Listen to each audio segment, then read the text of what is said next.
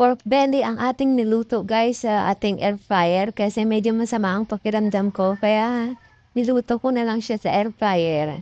Mas madali at hindi ako mas may hirapan. At hindi na kailangang bantayan ng kaigi. Kaya ayan na lang ang ating lulutuin. Ang crispy belly. At ayan na nga guys, nabili ko lang siya sa Pure Gold. Ang ating pork belly. At ating pakukulaan muna para lumambot ang ating pork.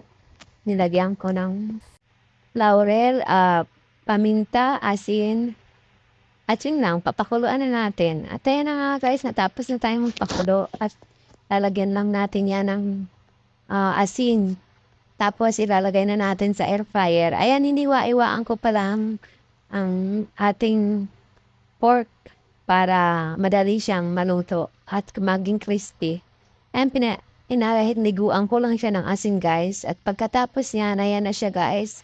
Naluto na ang ating pork belly. At atin ang gihiwain yan at ready to eat na guys. Tara na, kain na tayo. Luto na ang ating pork belly. At kung nagustuhan nyo nga ang video ito, huwag niyong kalimutang mag-follow. Salamat sa panonood. Tara guys, kain na tayo.